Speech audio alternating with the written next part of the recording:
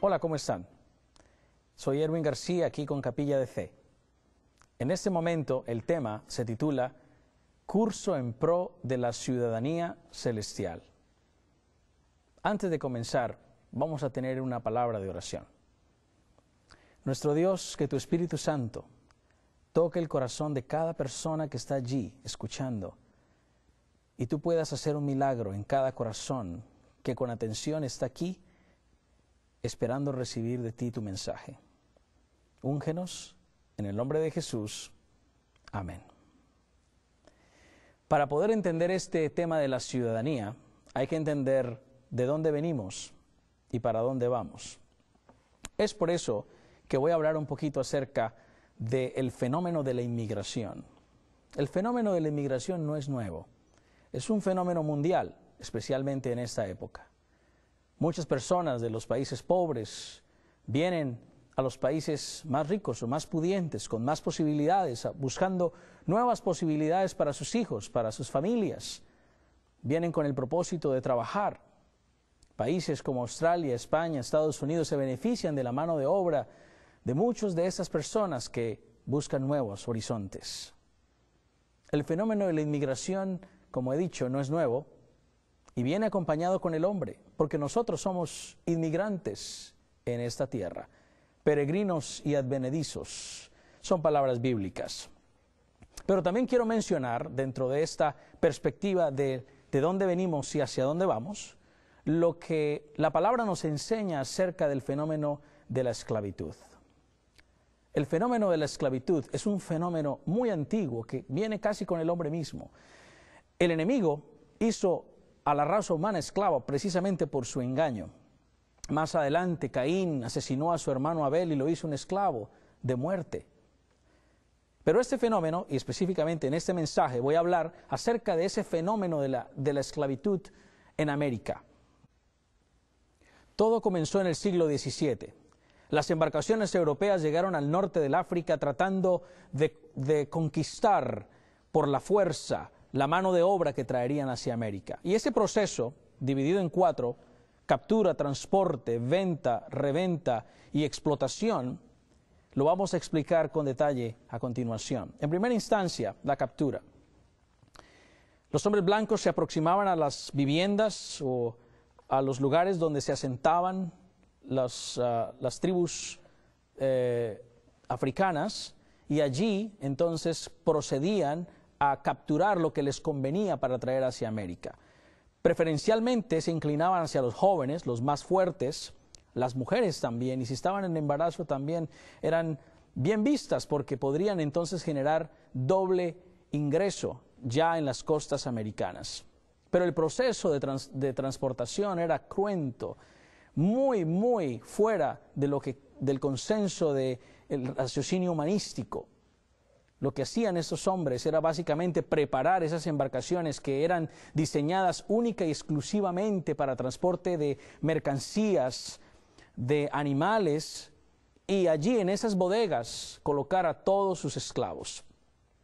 El tema es que los especialistas en esclavismo dicen que esas embarcaciones podrían tal vez sentar unas 200 personas en esas bodegas. Pero la avaricia era tal que estos hombres, no contentos con lo que estaban haciendo, llenaban esas embarcaciones hasta con 500 personas. El viaje era aproximadamente de 3 largos y calurosos meses. En esa transportación, en ese lugar en esos botes que no eran precisamente cruceros, no habían servicios sanitarios. Así que la gente tenía que hacer todas sus necesidades físicas ahí. Los que morían tenían que descomponerse ahí mismo. Nada de buffet, nada de menú, no comida especial, todo era tirado en esas compuertas y los más fuertes eran los que sobrevivían. Imaginémonos ese cuadro tan dantesco, tan terrible en ese proceso esclavista. Las cosas no mejoraban al llegar a tierra. Dicen los especialistas que solo 1/3 parte de todo el navío llegaba con vida a costas americanas. Así que imaginemos, si eran 600 personas, solo 200 llegaban con vida a América, enfermas, atribuladas, golpeadas, hambrientas. ¡Qué terrible! Al llegar a las costas estaban los grandes compradores, los capitalistas, quienes ya tenían asegurada su venta, porque los latifundistas y los capitalistas, los que estaban allí esperando sus esclavos para trabajar la tierra, ya estaban ansiosos. Las cosas no cambiaban. Luego de que eran vendidos, esos capitalistas lo vendían a los propietarios de las tierras, estos en ocasiones los ponían a la subasta, igual lo hacían los primeros compradores, los que traían el cargamento, entre comillas, y luego se ponían a la subasta pública. No sé cuántos de ustedes han tenido la experiencia de ir a una subasta, pero así era, literalmente. ¿Quién da uno? ¿Quién da dos? ¡Qué impresión! ¡Qué terrible! Y luego de esto eran llevados a los cultivos, a los ranchos, donde finalmente cultivarían y cosecharían el algodón, el arroz y otros cereales. Las condiciones de vida eran terribles. No había casa donde poder estar. Realmente lo que hacían eran enramadas, solo techo y algunos palos para mantener la estructura. No había derecho a religión, no había derecho a la música, porque algunos dudaban de que estos seres humanos fueran tales, seres humanos. Algunos pensaban que no tenían alma y decían esto. Así que la religión tenía sus restricciones para ellos. Cuando uno de estos amos abusaba del poder y golpeaba a uno de estos esclavos hasta la muerte, esto se consideraba como un accidente de trabajo. No había nombre y apellido. Habían solamente apodos refiriéndose a esos trabajadores. Pero habían actos también de misericordia. No todos eran así. No todos los hombres blancos tenían esa conciencia cauterizada y conciencia vendida al capitalismo. Muchos realmente tenían un corazón con la naturaleza de Dios. Y estas personas lo que hacían era comprar esclavos para dejarlos en libertad. A esos actos se le conocía como el acto de la manumisión. Hombres con capital suficiente para llegar a una plaza pública, ver allí desnudos a muchos hombres y mujeres que sufrían, y luego proceder a comprarlos. Y luego de que los compraban, les daban una carta diciendo: te he comprado, ahora eres libre. Pero claro, aunque tenían libertad, no quería decir que tenían derechos como los blancos tenían. Fue una etapa muy difícil para los Estados Unidos, especialmente en cuanto a moral, y muy dura también para esta raza de gente, para esta gente que vino desde el África a América. Pues saben, en la Biblia la palabra manumisión también existe. Esa palabra en la Biblia se conoce como redención. No sé cuántos de ustedes han escuchado la palabra redención. Pues redención es el acto que procede del corazón de Dios, donde Él, enternecido por sus hijos, con un corazón lleno de amor, no nos puede ver expuestos como el enemigo hace con nosotros por el pecado y el alejamiento de Dios, en condiciones infrahumanas, en condiciones barbáricas. Dios, no contento con eso, aparece allí porque Él quiere rescatarnos. He hablado en mi mensaje, como he dicho, curso en pro hacia la ciudadanía celestial, porque en efecto perdimos la ciudadanía celestial. Perdimos el derecho a ser llamados hijos de Dios. Nosotros lo vendimos en el principio. Por nuestro pecado nosotros decidimos ir en contra de Dios y el enemigo tomó el dominio, asumiéndose él como el capataz de la raza humana, tratándonos en condiciones denigrantes. Pero ese amor de Dios no para, y lo vamos a mirar aquí en la Escritura. Quiero leer cortamente Romanos 6:16, que dice: ¿no sabéis que si os sometéis a alguien como esclavos para obedecerle, sois esclavos de aquel a quien obedecéis, sea del pecado para muerte o sea de la obediencia para justicia? El Señor dice que cualquiera que se somete al pecado es esclavo de él. Y el mismo apóstol Pablo dice que todos hemos pecado, que estamos destituidos de la gloria de Dios por naturaleza. ¿Saben? Jean-Jacques Rousseau dijo alguna vez que el hombre nacía bueno y la sociedad lo corrompía, cosa que yo no creo. Pero también dentro de la esfera religiosa Hay quienes dicen que el hombre no nace bueno, sino que al contrario, nace malo. Cosa que me cuesta creer. Pero lo que sí voy a asegurarles es una cosa. El hombre nace condenado a muerte. El hombre vive perdido cuando no tiene a Dios. El panorama es completamente desconsolador para aquella persona que no ha puesto su vida en Jesús.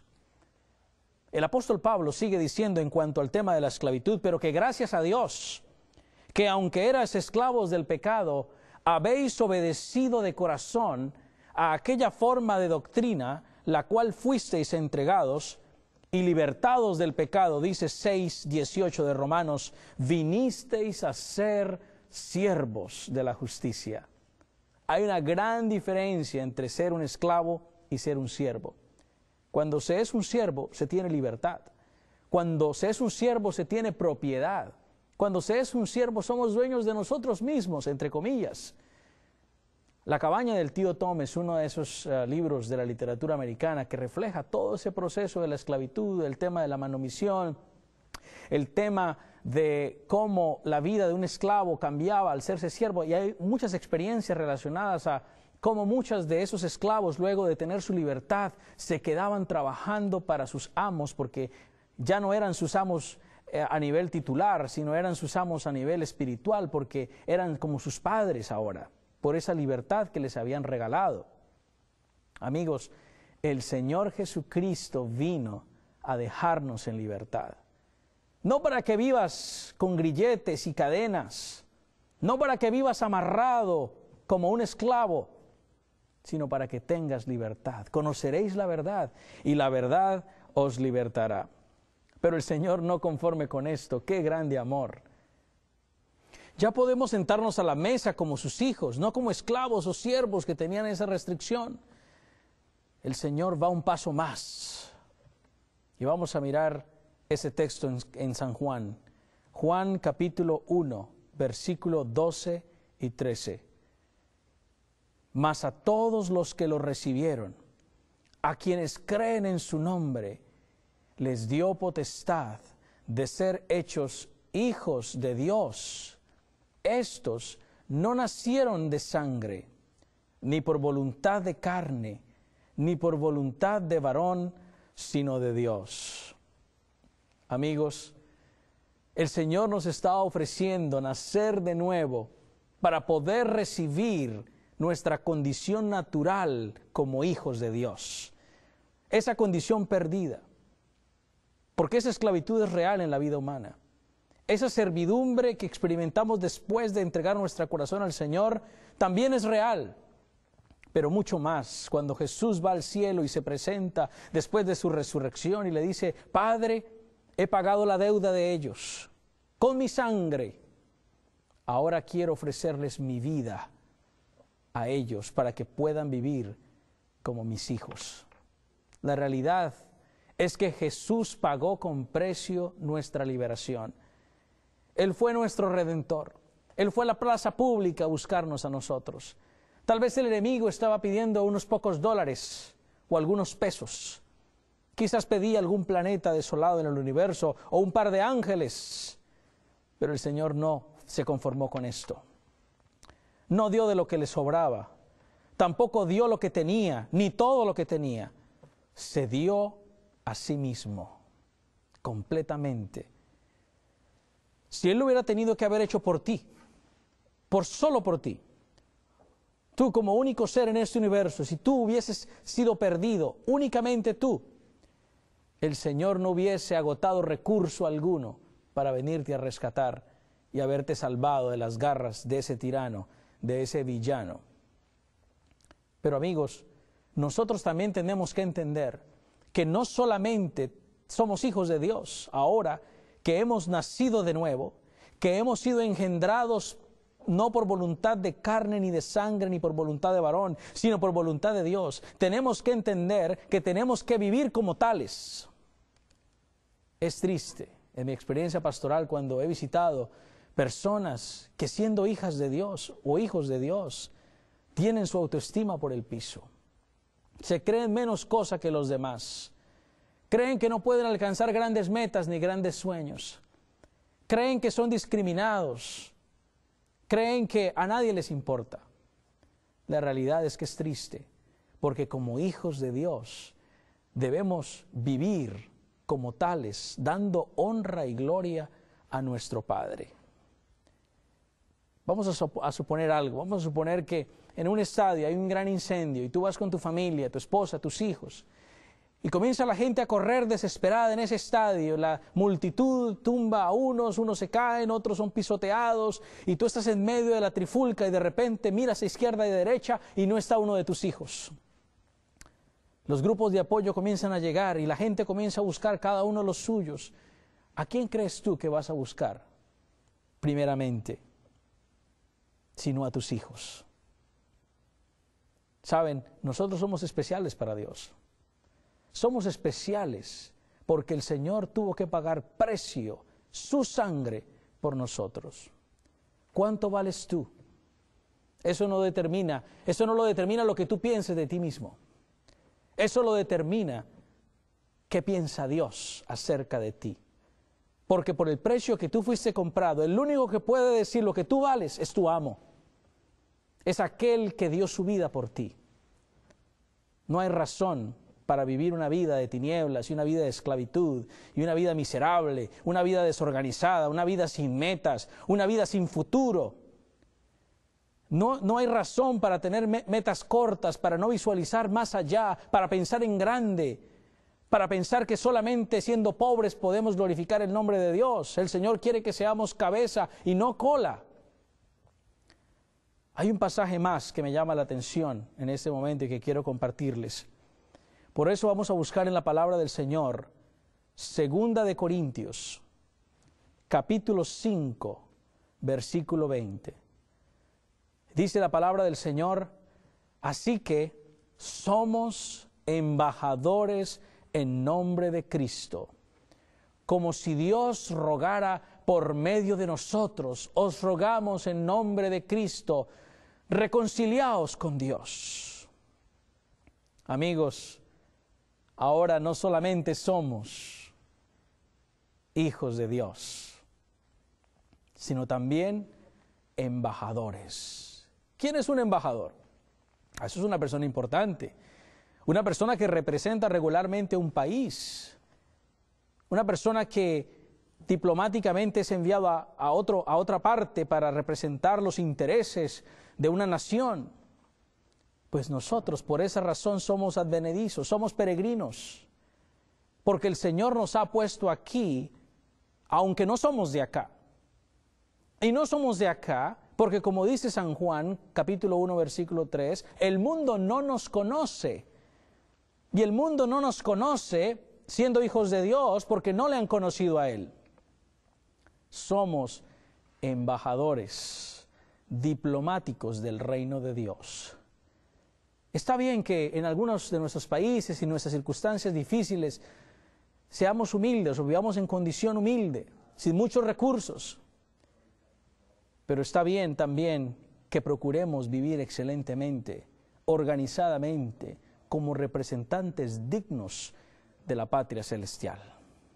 Mire de dónde venimos, apreciados amigos. Vinimos de ser hijos de Dios, perdimos esa condición debido a nuestro pecado y a nuestras falencias, para convertirnos en esclavos, expuestos en nuestra desnudez, sin ropas. Por eso Adán y Eva tuvieron que recurrir a las hojas silvestres para cubrir su desnudez, y de allí pasar de esa esclavitud y condenación a muerte que nadie podía comprar, porque eso es otra cosa, que nadie puede pagar ese precio, solamente alguien que no hubiese sido esclavo. Hay varias discusiones en medio de la teología acerca si Jesús tomó la naturaleza prelapsaria o poslapsaria, que si Jesús tenía pecado o no, si tenía una naturaleza de pecado o no, que si tenía la naturaleza de Adán antes o después de la caída. Realmente lo que importa es que Jesús pagó con su sangre, con su vida, nuestro precio completo. Y allí, siendo esclavos, nos dejó libres. Y siendo siervos de la justicia, el Señor con sus ojos de amor no se negará nunca a quitarnos ese estatus y ahora más nos promueve a sus hijos. Saben, hace poco leí la historia de una chica que muy joven dio a luz una bebecita, pero pareciera ser que las condiciones económicas de ella y su familia eran muy difíciles, condiciones muy austeras. Así que esta señorita decidió regalar a su bebé. Pero lo hizo de una manera que en ciertos estados, en Estados Unidos, es legal, y es llevarla a los bomberos y dejarla allí hasta cierta edad. Así que la señorita llevó la bebé, la dejó donde los bomberos y finalmente perdió su bebé. Esta niña fue entregada a otra familia. Pero el ejemplo lo coloco porque Dios nunca se olvidará de nosotros. Es posible que un padre que da a luz, un padre y una madre, una familia que da a luz un hijo, una criatura, pueda negarse a ella. Pero una vez tú te acoges al compromiso de adoptar una criatura y hacerla tu hijo, no tienes los mismos privilegios que tienes en la otra circunstancia. Nunca podrás deshacerte de un hijo que has adoptado, a menos de que sean condiciones extremas. La realidad es que nuestro Señor está dispuesto a hacernos quedar a su lado por todo el tiempo y la vida que reste, porque nos ama con amor que nosotros no tenemos ni siquiera la menor idea para comprender. Así que ahora, hijos de Dios, el Señor nos ha llamado para ser sus representantes, sus embajadores en esta tierra. También lo decía el libro de Apocalipsis en el capítulo 1, que el Señor nos ha hecho reyes, príncipes. ¿Cuántos príncipes están viendo este programa? ¿Cuántas personas han experimentado el nuevo nacimiento en sus vidas? Porque nuevo nacimiento es precisamente que Dios en el bautismo engendra una nueva criatura. Lo que se queda en el sepulcro es la vida de esclavitud, la vida de tinieblas, la vida del pasado, la vida del pecado que quedó atrás. Lo que comienza es una nueva vida en Cristo. Ahora, déjenme preguntarles algo a ustedes, apelando a su sentido común. ¿Quiénes son los herederos de la patria celestial? ¿Los esclavos? ¿Son acaso los siervos los que reciben la herencia al final del deceso de alguien importante que tiene dinero? Por supuesto que no. Solamente los hijos o la familia. En el caso de Dios, Dios no está muerto ni ninguna cosa semejante, pero Él tiene preparada una herencia, la patria celestial. Y la patria celestial ha sido dejada única y exclusivamente para los hijos de Dios. Es por eso que no me avergüenzo del Evangelio, como dice el apóstol. No me avergüenzo porque es poder de Dios. Cuando vas a un vecindario a exponerle la palabra del Señor a alguien y golpeas la puerta, no te sientas acorralado, no te sientas tímido, no estás regalando nada, no estás pidiendo regalado nada, no estás limosneando, estás dando vida, estás engendrando vida, estás enseñándole a la gente que ellos también pueden ser hijos de Dios. Trabajé algunos años en una ciudad en Colombia llamada Medellín, una ciudad que para esa época específicamente estaba siendo golpeada por mucha violencia. El fenómeno de la droga y el sicariato era un fenómeno muy común. Básicamente, mientras estudiaba teología, pude visitar algunas de las comunas, los barrios más pobres, más alejados del centro de la ciudad, para exponer la palabra. Una noche, predicando en una de estas iglesias, noté que un jovencito por allí se aproximaba a la iglesia, a la parte de atrás del templo, pero siempre que yo terminaba de predicar, él salía corriendo de la iglesia. Nunca se sentó. Él llegaba, escuchaba el mensaje y se iba corriendo literalmente, porque cuando yo salía ya no estaba por allí. Así que me propuse esta vez perseguirlo, terminar el mensaje y salir prácticamente detrás de él para ver si podía tener algún intercambio de palabras. Quería visitarle. Así que esa noche llegó este joven allí, estando sentado escuchando el mensaje. Esta vez se sentó porque en otras oportunidades no lo había hecho. Terminando mi mensaje, noté que se colocó de pie y salió. Así que me puse en la tarea de perseguirle. Y cuando llegué a la salida de la iglesia, le llamé: hey, joven, quiero hablar contigo. Así que la gente comenzó a despedirse, dejé que la gente se fuera, me despedí de los hermanos, nos sentamos y comenzamos a tener una conversación. Le dije: ¿por qué no te quedas al templo? ¿Por qué no te quedas a saludarme? ¿Por qué no te sientas más a menudo? Me dice: pastor, usted no quiere saber. Usted no sabe con quién se está metiendo. Es mejor que no pierda su tiempo. Yo le dije: pero bueno, ¿por qué no me cuentas un poco? Si puedes hacerlo. Y me dice: mira, yo soy un sicario. Yo no sé cuántas personas he asesinado solo por unos pesos. Así que yo voy, pero yo sé que yo no tengo oportunidad de nada. Yo sé que es caso perdido. Dejé que se desahogara, dejé que pasara el tiempo, dejé que hablara, que brotaran esas palabras de su corazón, algunas llenas de veneno, de rencor, de sufrimiento, de temor. Y le dije: hay esperanza en Jesucristo. Él te puede salvar. Literalmente, este joven era un esclavo del pecado. Satanás hacía lo que quería con él. Pero ¿saben qué maravilla fue poder encontrar que a través de la palabra de Dios, cuando comenzamos a estudiar el tema de las 100 ovejas y el tema del hijo pródigo y los temas tan variados del amor y la gracia del Señor, este joven comenzó a sentirse diferente? Para no hacerle la historia larga, un mes más adelante, después de haber terminado los cursos bíblicos con él, este joven entregó su corazón a Jesús. Fue muy gracioso porque ese día él tenía su toga bautismal y también llevaba tenis, zapatos tenis, blancos, deportivos. Era el único que lo hacía. Pareciera que como que si algo pasaba mal antes del bautismo podía salir corriendo. Pero no, el Señor fue más poderoso. Sus cadenas son más fuertes que las cadenas del enemigo. Y si tú, mi amigo, estás prisionero, puede ser espiritual o físicamente, donde quiera estés, el Señor es libertad. Y Él quiere libertarte de la esclavitud y hacerte un hijo y un ciudadano y un heredero de la patria celestial. Espero que el Señor te bendiga de todo mi corazón. Así lo oro. Amén.